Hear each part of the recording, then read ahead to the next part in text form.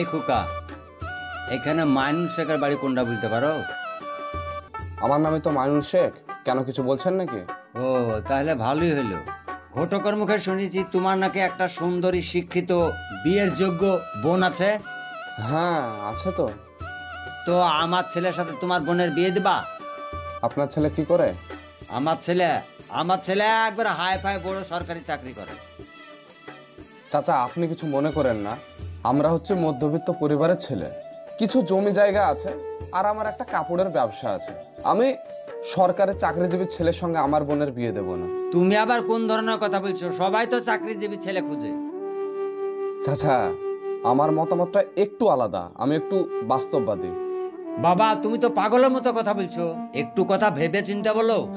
চাচা আমি পাগলও না আর আমার বংশে কেউ পাগলও নাই, আমি কথাবার্তা আপনাকে ভেবে চিন্তেই বলছি। তোমার কথা যদি 5টা মানুষের শুনে তোমাকে তো পাগলই বলবে। চাচা চাকরিজীবী ছেলে অবশ্যই ডিম পাড়া মুরগি, কিন্তু আমার বোনের বিয়ে তারই সঙ্গে দিব যে আমার বোনকে সুখ শান্তি দুটোই দিতে পারবে। তার মানে তুমি বলতে চাইছো চাকরিজীবী ছেলেরা বিয়ের পর মেয়েদেরকে সুখ শান্তি দিতে পারবে না? না চাচা, চাকরিজীবী ছেলে তার বউকে অবশ্যই সুখ দিতে পারবে কিন্তু শান্তি দিতে পারবে না। সুখ আর শান্তি এবার কোন ধরনের গাড়াগুলোর কথা? আমি তো তোমার কথার কোনো মাথা মুন্ডু বুঝতে পারছি না। যেটা বাস্তব সেটা আপনাকে আমি বলছি। আসতে পারেন আপনি। এই ড্রাইভার গাড়ি ঘোরাও।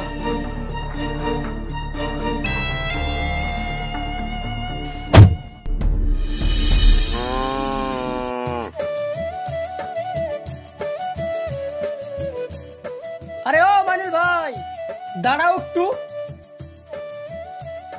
কোথায় যাবা? সকাল থেকে বৃষ্টি হচ্ছে, কোথায় যাব? তাই একটু চায়ের দোকানে যাবো ভাবছি। তো চলো আমি ওদিকে যাব।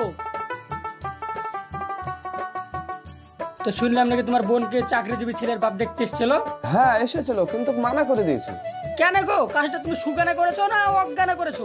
না আমি জ্ঞানেই করেছি, আমার পছন্দ হয়নি তো। আমার মনে হয় কাজটা তুমি সঠিক করোনি।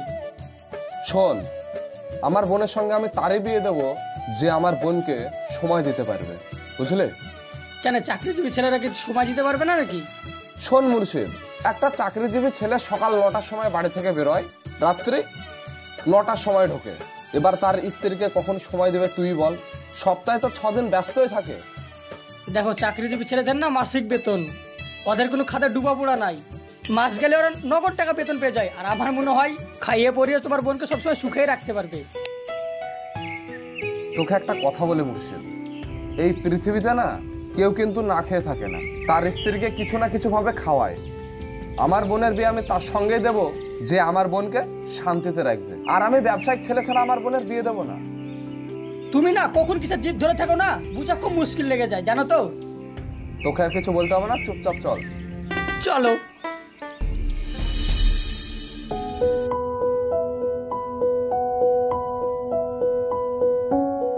অনু এইদিকে আয়। হ্যাঁ বলো ভাই। বস, তোর সাথে আমার কিছু কথা আছে। হ্যাঁ বলো। বলছিলাম তুই তো অনেক বড় হয়ে গেছিস রে। বড় হয়ে গেছি মানে তোর বিয়ের জন্য সব দেখাশোনা করতে আসছে, তার মানে তুই বড় হস না? তোর কি কাউকে পছন্দ আছে? আরে ভাই তুমি তোমার বোনকে চেনো না, এ কথা বলছো? আমার পছন্দের কেউ নেই, থাকলে তোমাকে বলতাম না। তাহলে আমি ছেলে দেখা শুরু করি। বল কোন ধরনের ছেলে তোর পছন্দ, বিজনেসম্যান না চাকরিজীবী? বোনের সুখের দায়িত্ব সম্পূর্ণ তোমার। কিরকম ছেলে দেখবে আর কিরকম ছেলের সঙ্গে বিয়ে দেবে সেটা সম্পূর্ণ তোমার ব্যাপার, আমার কোনো প্রবলেম নাই এখানে। তবুও তোর স্বপ্ন বলে তো একটা জিনিস আছে, তাই না? হ্যাঁ প্রত্যেকটা মেয়েরই স্বপ্ন থাকে, আর আমারও স্বপ্ন আছে। বল তোর কি স্বপ্ন আছে? আমি তোর ভাই হিসাবে যতটা পারবো চেষ্টা করব পূরণ করার। আমার স্বপ্ন হচ্ছে আমি 2 ফ্যামিলি নিয়ে সুখে শান্তিতে থাকতে চাই। বাবা, ময়না পাখির মতো টক টক করে কথা বলা শিখে নিয়েছিস। বিয়ে করব, কিন্তু আমার একটা শর্ত আছে। বল কি শর্ত? আগে ভাই তুমি বিয়ে করবা, তারপর আমি বিয়ে করব। আগে তোর বিয়েটা দিই, তারপর আমি বিয়ে করবো। হ্যাঁ যা।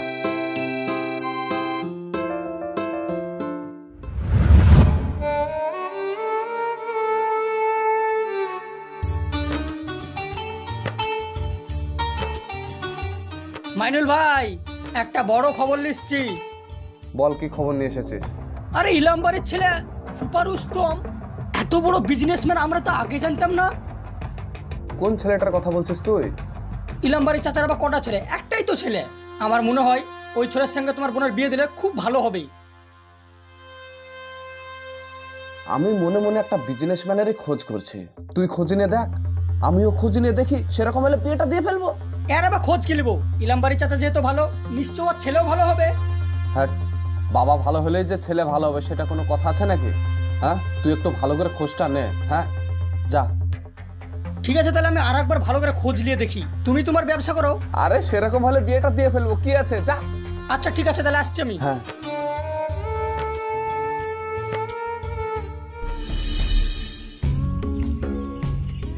আরে আর কতক্ষণ যায়, এখনো ঠিক হলো না? দেখছি তো, দেখি কি হয়েছে। আরে গাড়িটা তো শুধুমাত্র তুই চালাস, দেখে শুনে তো নিয়ে আসবি। বাড়ি থেকে তো দেখে শুনে আসলাম, হঠাৎ এরকম প্রবলেম হবে কে জানে। তুই তাড়াতাড়ি মিস্ত্রি ডাক। হ্যাঁ, মিস্ত্রিকে ফোন করলাম, আসতে তাই বললো।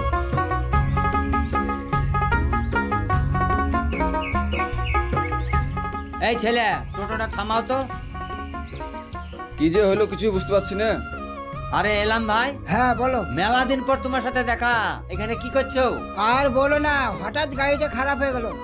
ও, কোথায় গেছিলে? এই ছেলে বড় হয়েছে, বিয়ের জন্য মেয়ে একটা দেখতে গেছিলাম, ছেলের বিয়ে দেবো বলে। ও, আমার ছেলেও তো বড় হয়েছে গো, বিয়ে দিতে হবে। তো তুমি কোথায় মেয়ে দেখতে গেছিলা? এই পাশের গ্রামে। পাশের গ্রামে? মেয়ের বাপের নাম কি?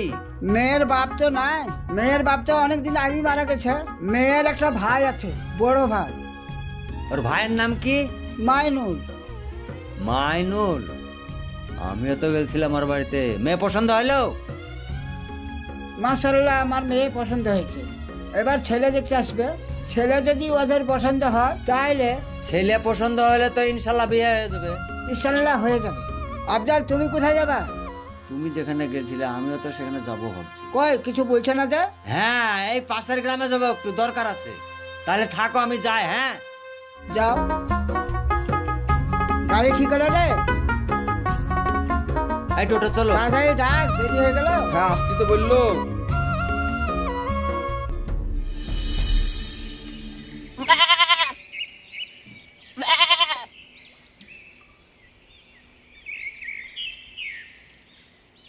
মাইনুল,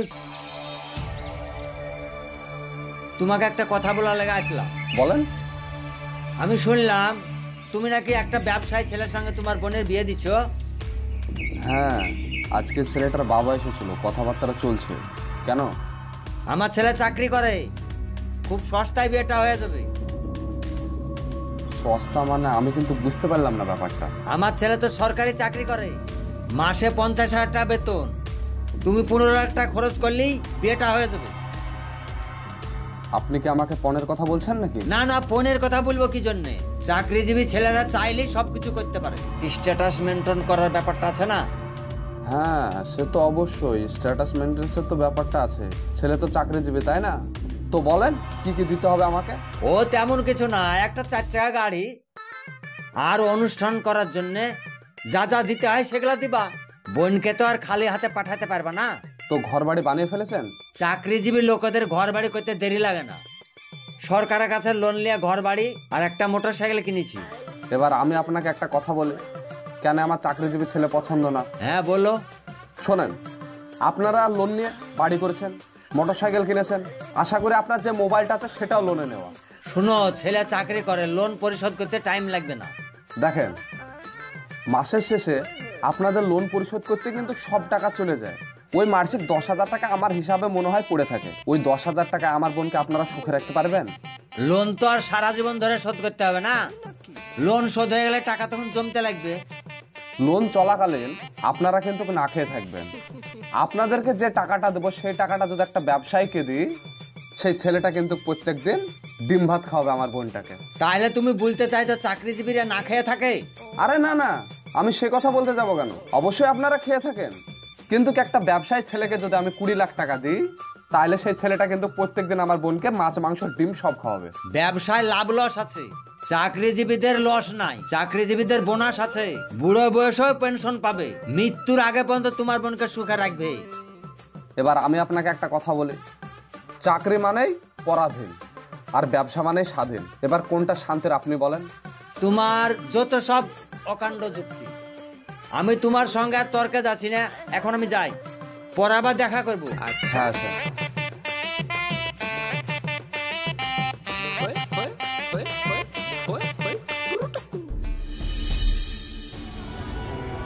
ঠিকঠাক করে লে, যাক ঠিকঠাক করে লিখিস তো? এইলাম ভাই, একটা কথা শোনো। বলো। শুনলাম তোমার ছেলে নাকি বিয়ে ঠিকঠাক হয়ে গেছে। এই কথাবার্তা চলছে, এখনো ঠিক হয়নি। শুনো, ওই ফ্যামিলিতে বিয়ে দিও না। ওই ফ্যামিলিতে বিয়ে দিলে তুমি সারা জীবন পস্তাবা। কেন, কি হয়েছে? কি হয়েছে বলতে, ওই ফ্যামিলির সমস্ত লোক পাগল গো। আর পাগল ফ্যামিলিতে বিয়ে দিলে তোমার লাতি প্রতি হলে তারাও পাগল হবে। তুমি আমার একটা কথা শুনো। হ্যাঁ বলো। বলছি ওই পাগল ফ্যামিলিতে তুমি বিয়ে দিও না। ওই পাগল ফ্যামিলিতে বিয়ে দিলে ছেলের হাতে মার খাইতে খাইতে তুমি শেষ হয়ে যাবা। সেদিন তো কথাবার্তা শুনে আমার তো মনে হয়নি ওরা পাগল, অথচ তুমি বলছো পাগল। এই ব্যাপারটা তো আমাকে ভাবতে হবে। তুমি সারা জীবন ভেবেও পাগলের কোন ক্লিয়ারা পাবা না। সুখে থাকার ইচ্ছা থাকলে ওই ফ্যামিলিতে বিয়ে দিও না। দেখছি ভেবে চিনতে। তুমি যতই ভেবে চিনতে দেখো, তুমি পাগলের মেয়ের সঙ্গে বিয়ে দিলে তুমি পাগলের সর্দার হয়ে যাবা। আমার কথা শুনলে শুনো, না শুনলে না শুনলো, আমি চলে গেলাম।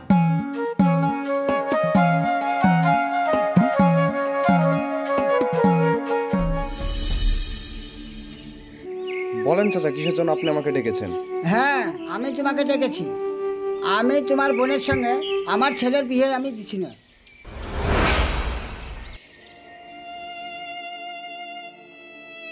কেন চাচা, হঠাৎ আপনি এই ধরনের কথা বলছেন?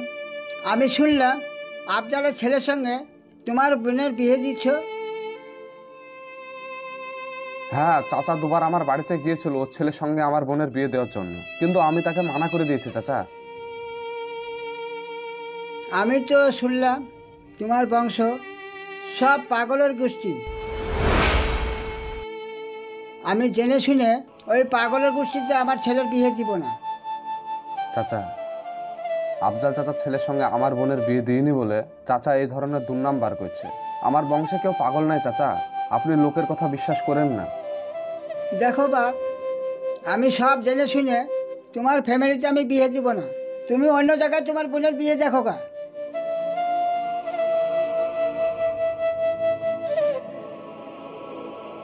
আমার খুব ইচ্ছা ছিল আপনার সঙ্গে আত্মীয়তা করার, শায়দ আমার ব্যাড লাক। আপনি একবার ভেবে দেখতে পারেন। দেখো, আমি ভেবে চিনতে তোমাকে বলছি, তোমার বোনের সঙ্গে আমার ছেলের বিয়ে দিব না। চাচা, আপনার হাত ধরছি। আপনি আমার বোনকে যতটা খারাপ ভাবছেন ততটা খারাপ না, খুব ভালো। আপনি আরেকবার ভাবুন। দেখো বাপ, ভেবে চিনতে তোমাকে সব কথা বলছি। তোমার বোনের অন্য জায়গায় বিয়ে দিয়াবা। তুমি আসতে পারো। হ্যাঁ, আসছি।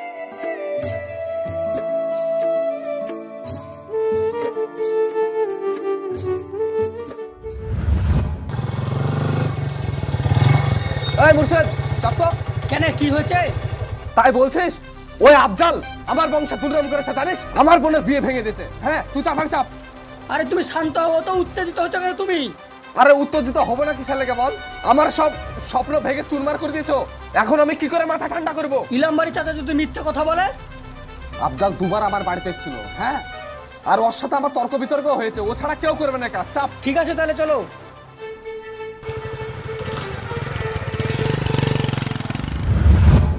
বোমা, এইটা হচ্ছে আমাদের বাথরুম। আর এই দেখো, আমরা এই ঘরটায় থাকি। ভাবছি যে ওপর আর একতলা করব এবং তোমাদের সুবিধার্থে লিফটও তৈরি করব, এরকম ভেবেছি।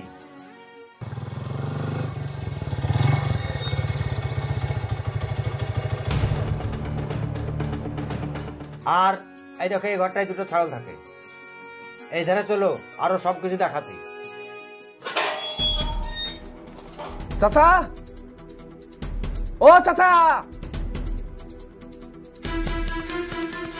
আরে মাইনুল, তুমি?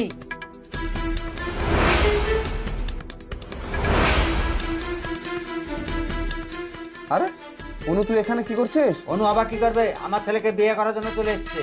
চাচা কথাটা একটু সাবধানে বলো, আমাদের আবার রাগ খারাপ তো, আর আমরা পাগল বংশের ছেলে কিন্তু। আরে আমি ইলামকে রাগের মাথায় উল্টে পাল্টা কথা বলেছিলাম, আসলে আমরা অনুকে খুব ভালোবাসি। অনু, তুই আমাকে বললি যে আমি যেখানটায় বিয়ে ঠিক করব সেখানটায় তুই বিয়ে করবি, আর হঠাৎ এই ধরনের কাজ করে বসে থাকলে? না মানে ভাই, আমার বান্ধবীরা সবাই বলছিল যে তুই চাকরিজীবী ছেলে ছেড়ে তুই একটা ব্যবসায়ী ছেলেকে বিয়ে করবি, তাই আমি এই ডিসিশনটা নিতে বাধ্য হলাম। আদৌ আমি বুঝতে পারছি না আমি ঠিক ডিসিশন নিলাম না আমি ভুল করলাম। এবার তো আমি কনফিউজের মধ্যে পড়ে গেলাম, ডিসিশন তোরটা ঠিক না আমারটা ঠিক। শোনো নু, বিয়ে কিন্তু মানুষের একবারে হয়, আর বিয়ে কিন্তু পুতুল খেলা না। হ্যাঁ, আর এই পৃথিবীর সব থেকে কঠিন জিনিস হচ্ছে ডিসিশন নেওয়া, আর এখানেই কিন্তু আমাদের ভাগ্যের চাকা লুকিয়ে থাকে। তাহলে ভাই আমরা কি বিয়ের ব্যবস্থা করব? শোনো মাইনুল, তোমার বোনকে তো আমরা খালি হাতে নিয়ে আসতে পারি না, আসলে মাস্টারদের একটু লোভ বেশি, সেই জন্য অনুকে পেতে আমার অনেক কষ্ট হয়েছে, বুঝলে মাইনুল। আর এই পৃথিবীতে ডিসিশন নেয় মানুষের হচ্ছে কঠিন কাজ।